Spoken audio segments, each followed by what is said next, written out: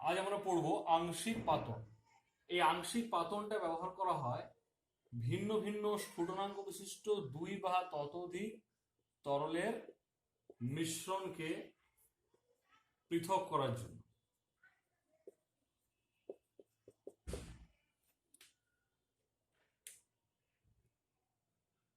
মোটামুটি তাদের স্ফুটনাঙ্কের পার্থক্য অনুযায়ী যে বিভিন্ন উষ্ণতা, সেই উষ্ণতায় আমরা যদি পাতন করি, তারপরে একে একে সেই উপাদানগুলো পৃথক হয়ে হয়ে যায়, এই ঘটনাটাকে বলা হয় বা এই পদ্ধতিটাকে বলা হয় আংশিক পাতন।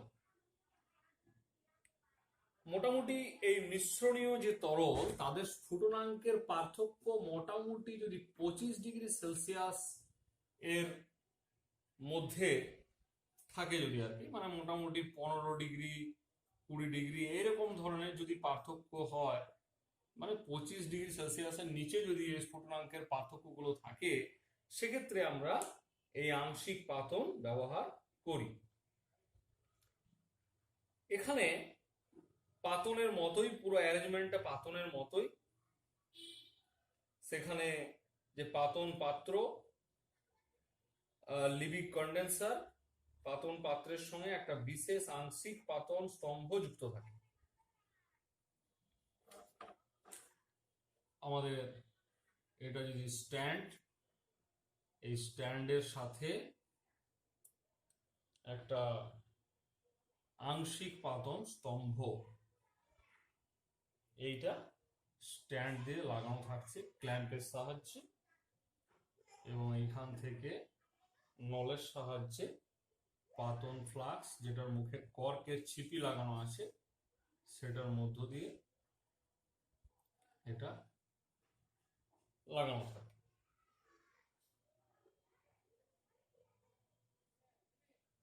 এই পাতন ফ্লাক্সের সাথে লাগানো থাকে এবং এটা তার জালির উপরে বসানো থাকে। এটাকে তাপ, এখান থেকে তাপ দেওয়া হয়, তাপ দেওয়া হয়। এটা হচ্ছে পাতন ফ্লাক্স। এই পাতন ফ্লাক্সের মধ্যে আমরা লিকুইড গুলো নিই। পাতন ফ্লাস্ক, এবং এখানে টেম্পারেচার দেখার জন্য এখানে একটা থার্মোমিটার লাগানো থাকে। এখানে হচ্ছে থার্মোমিটার লাগানো থাকে, এবং এইখান থেকে একটা এরকম বাঁকানো নল, সেটা সোজা গিয়ে সেটা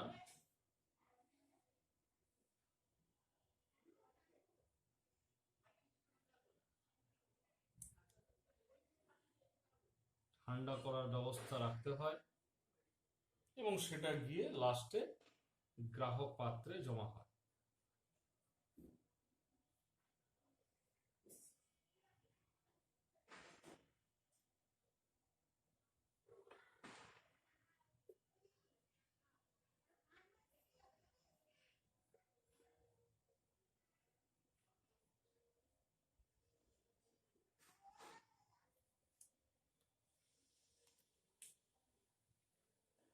এখানে ঠান্ডা জলের ফ্লো এখানে চালানো হয়,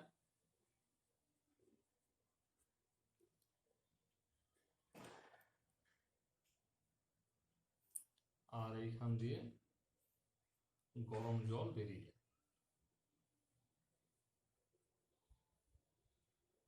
এখান দিয়ে ঠান্ডা জলটা ঢোকানো হয়। ঠান্ডা জলটা ঢুকে যখনই এখানে যে টেম্পারেচার যেহেতু থাকছে, তাহলে এই ঠান্ডা জলটা আস্তে আস্তে গরম হয়ে যাবে, এবং সেটা এই পথ দিয়ে বের করে দেওয়া হবে। অর্থাৎ এই ভিতরের যে অ্যারেঞ্জমেন্টটা, যেটা এখান থেকে বাষ্প তৈরি হবে, সেই বাষ্পটা এখান দিয়ে এসে সেটা ঠান্ডা হয়ে এখানে ঘনীভূত হয়ে তরল আকারে জমা হবে। তাহলে এই পাতন ফ্লাক্স, যেটা পাতন ফ্লাস্ক, সেটাতে দুটো মিশ্রণীয় তরলের মিশ্রণ নিয়ে আমরা উত্তপ্ত করব। উত্তপ্ত করলেই যার স্ফুটনাঙ্ক কম, সেটা প্রথমে বাষ্পীভূত হবে, এবং বাষ্পীভূত হওয়ার সময় কিছুটা অবশ্য যার স্ফুটনাঙ্ক বেশি, সেটাও বাষ্পীভূত হয়ে যেতে পারে, মিশে যেতে পারে। মিশে সেটা সেই যে উচ্চ স্ফুটনাঙ্কের যে তরলের বাষ্প সেটা আংশিক পাতন স্তম্ভে সেটা ঠান্ডা হয়ে, মানে এই যে এখানে আংশিক পাতন স্তম্ভ রাখা থাকছে, এইখানে আংশিক পাতন স্তম্ভ, এই আংশিক পাতন স্তম্ভের মধ্যে এটা কিন্তু আবার ফিরে চলে আসবে ঠান্ডা হয়ে। আর নিম্ন স্ফুটনাঙ্কের যে তরল তার বাষ্পটা এই লিবিক শীতকে ঠান্ডা হয়ে এইখানে গ্রাহক পাত্রে জমা হবে। এই প্রসেসটা বারবার আমরা যদি পুনরাবৃত্তি করি তাহলে সমস্ত যে উপাদান সেগুলো আমরা বিশুদ্ধ অবস্থায় সংগ্রহ করতে পারবো। এই আংশিক পাতন স্তম্ভ এই যে জিনিসটা, এইটা আংশিক যেটা পাতন ফ্লাস্কের ওপরে লাগানো রয়েছে, এই আংশিক পাতন স্তম্ভটা কেন ব্যবহার করা হয়? এটা ব্যবহার করা হয় বিশেষ, এটা কি এর গঠনটা হচ্ছে একটা লম্বা কাচের নল আমরা দেখতে পাচ্ছি, এই লম্বা কাচের নলের মধ্যে ছোট ছোট গোলক আকারের কাচের বাল্ব পরস্পর সঙ্গে যুক্ত হয়ে তৈরি করা হয়। মানে এরকম ছোট ছোট কাঁচের বাল্ব ওর ভিতরে এইভাবে রাখা থাকে ওই নলটার ভেতর। সেই নলটা সাধারণত এরকম ধরনের মুখ বিশিষ্ট হয় এবং ওপরে ওপরে ছিপি লাগানো থাকে, এই কর্কের ছিপি এখানে লাগানো থাকে যাতে থার্মোমিটার লাগানো যায় সবে।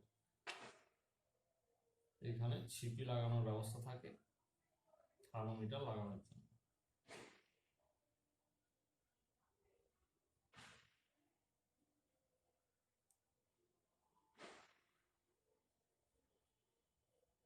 এটাই হচ্ছে আংশিক পাতন স্তম্ভ, থার্মোমিটার লাগানো থাকে। এখানে কি হয় না, তরল দুটোর বাষ্প অতিক্রম করবে এর মধ্য দিয়ে। পাতন ফ্লাস্ক থেকে বাষ্প যখন তৈরি হচ্ছে তখন সেই বাষ্প এই আংশিক পাতন স্তম্ভের মধ্য দিয়ে যাচ্ছে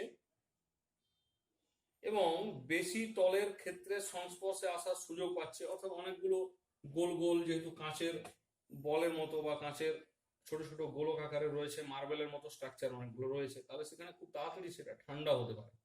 তাহলে যার যে যে তরলটা কম উদ্বায়ী সেটা ওই গোলকগুলির তলের ক্ষেত্রে সংস্পর্শে এলেই শীতল আর ঘনীভূত হয়ে আবার ফিরে চলে যায়। কিন্তু যেটা বেশি উদ্বায়ী, মানে যার স্ফুটনাঙ্কটা কম, সেই কম স্ফুটনাঙ্কের তরলটি তরলে পরিণত এখানে কিন্তু হয় না, কারণ সেটা বেশি উদ্বায়ী, সেটা অনেক বেশি পরিমাণে বাষ্পীভূত হচ্ছে। তাহলে সে এত বেশি পরিমাণে বাষ্প, সেটা বেশি উদ্বায়ী হওয়ার জন্য সেটা লিবিক শীতকের কাছে চলে আসে এবং ঠান্ডা হয়ে ঘনীভূত হয়ে এইখানে তরল আকারে জমা হয়ে যাচ্ছে। এই স্তম্ভটা যত লম্বা করা যাবে তত এই প্রসেসটা তত ভালো হবে। অর্থাৎ ওই উচ্চ স্ফুটনাঙ্ক বিশিষ্ট যে তরল কিছুটা বাষ্পীভূত হয়ে গিয়েছিল ওই নিম্ন স্ফুটনাঙ্কের তরলের সাথেই, সেই উচ্চ স্ফুটনাঙ্কের তরলটা কিন্তু ঘনীভূত হয়ে আবার এখানে ফিরে চলে আসবে। শুধুমাত্র নিম্ন স্ফুটনাঙ্কের যে তরল তার বাষ্পটা শুধুমাত্র এদিক দিয়ে গিয়ে জমা হবে। তাহলে এইভাবে আমরা প্রসেসটা বারবার রিপিট করতে করতে একসময় এটা কিন্তু দুটো তরল সম্পূর্ণভাবে পৃথক হয়ে যাবে।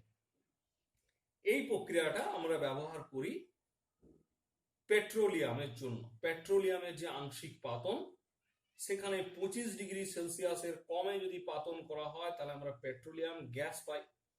30 থেকে 90 ডিগ্রি সেলসিয়াসের মধ্যে পাতন করলে আমরা পেট্রোলিয়াম ইথার পাই।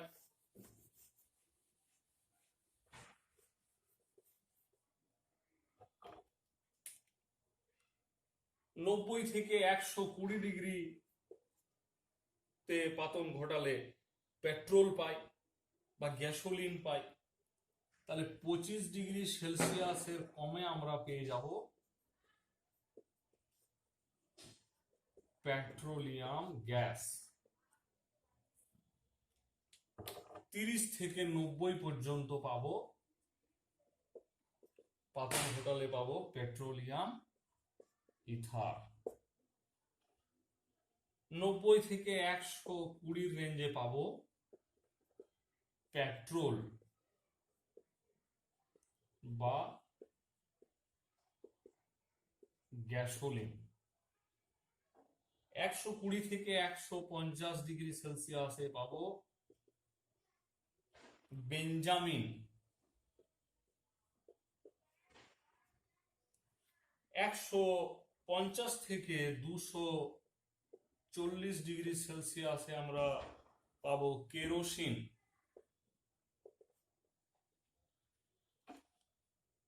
240 থেকে 350 ডিগ্রিতে পাবো ডিজেল। 350-এর বেশি হয়ে গেলে আমরা লুব্রিকেটিং অয়েল, আর 400-এর বেশি হয়ে গেলে আমরা প্যারাফিন মোম পেয়ে যাব। এবং 400-এর বেশি আরো মোটামুটি 400, 450 এরকম জায়গা থেকে আমরা পিচ বা ভারী তেল আমরা পেয়ে যাই। তাহলে এই যে পেট্রোলিয়াম গ্যাস যেটা প্রথমে আমরা পেয়েছিলাম, সেটা আমরা জ্বালানি হিসাবে বা এলপিজি প্রস্তুতিতে আমরা কাজে লাগাবো।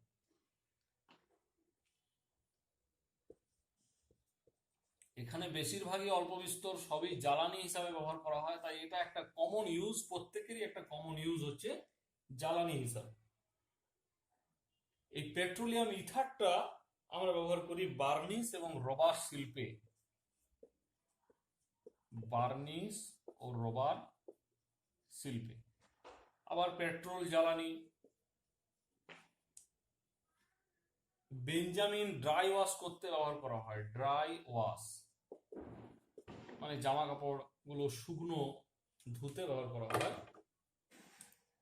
কেরোসিন হচ্ছে জ্বালানি এবং ডিজেলও জ্বালানি। এই 350 বেশি বা 400 যেগুলো লুব্রিকেটিং অয়েল, বিভিন্ন গাড়িতে যে মেশিনারি গুলো থাকে সেগুলোকে লুব্রিকেটিং করতে বা পিচ্ছিল কারক হিসাবে ব্যবহার করা হয়। প্যারাফিন মোমটা মোমবাতি তৈরি করতে ব্যবহৃত হয়। আর ভারী তেল বা পিচ সেটা রং এবং রাস্তা তৈরির কাজে লাগে। মানে পেট্রোলিয়ামে এই যে এত ধরনের হাইড্রোকার্বন থাকছে, এগুলো আমরা বিভিন্ন ব্যবহারিক জীবনে, যানবাহনের জ্বালানিতে, শিল্পক্ষেত্রে প্রচুর চাহিদা আমাদের, এটা মেটাতে সক্ষম এই পেট্রোলিয়াম। তাই এই পেট্রোলিয়ামকে বলা হয় তরল সোনা।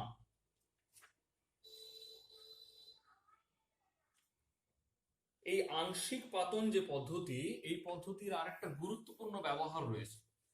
সেই ব্যবহারটা হলো যে বাতাসের যে বিভিন্ন উপাদান, সেই উপাদানগুলো কিন্তু এর সাহায্যে পৃথক করা যায়।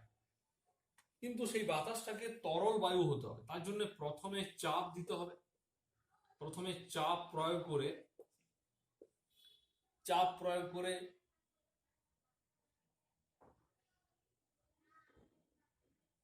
বাতাসের আয়তনটা সংকোচন করা হবে, এরপর তাপমাত্রা কমিয়ে যদি ঠান্ডা করা হয় তাহলে বাতাসটা তরল হয়ে যাবে। এবং তরল হয়ে গেলেই যখন -198 ডিগ্রি সেলসিয়াসে চলে যাবে, তখনই কিন্তু কার্বন ডাই অক্সাইডটা শুষ্ক বরফ হিসাবে বেরিয়ে চলে আসবে। ওই উষ্ণতায় কার্বন ডাই অক্সাইড কঠিন হয়ে যায়, তাকে আমরা শুষ্ক বরফ বলি। তারপরে তরল বায়ুটাকে আমরা যদি ফ্র্যাকশনেটিং কলাম বা যেটা আংশিক পাতন স্তম্ভ, সেটার সাহায্যে আমরা যদি ধীরে ধীরে বাষ্পীভূত করি, তাহলে প্রথমে অক্সিজেন, সেটা -183 ডিগ্রিতে অক্সিজেন চলে আসবে। -186-তে আর্গন চলে আসবে এবং -196 ডিগ্রি সেলসিয়াস নাইট্রোজেন পাওয়া যাবে। এইভাবে আমরা আংশিক পাতন পদ্ধতিতে বাতাসের উপাদানগুলিকে পৃথক করতে পারি।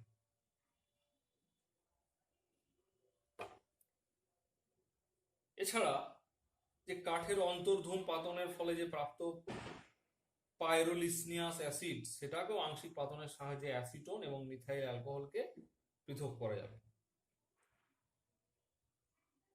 আর আংশিক পাতন যদি একাধিক তরলের মিশ্রণ, যদি স্থির স্ফুটনাঙ্কের মিশ্রণ হয়ে যায়, যেটাকে আমরা অ্যাজিওট্রপিক মিক্সচার বলি, অর্থাৎ স্থির স্ফুটনাঙ্কের মিশ্রণ, মানে অনেকগুলো তরলের মিশ্রণের স্ফুটনাঙ্ক একটাই, সেক্ষেত্রে অবশ্যই বোঝা যাচ্ছে যে এটা আংশিক পাতনের সাহায্যে পৃথক করা যাবে না। যেমন রেকটিফাইড স্পিরিট, যেখানে ইথাইল অ্যালকোহল এবং জল মেশানো থাকে, তাদের স্ফুটনাঙ্ক কিন্তু স্থির। সেই রেকটিফাইড স্পিরিটে 95%-এর মতো ইথাইল অ্যালকোহল এবং 5%-এর মতো জল থাকে।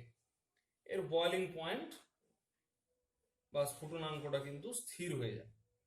এইটাকে আংশিক পাতনের সাহায্যে তার জন্য পৃথক করা যায় না।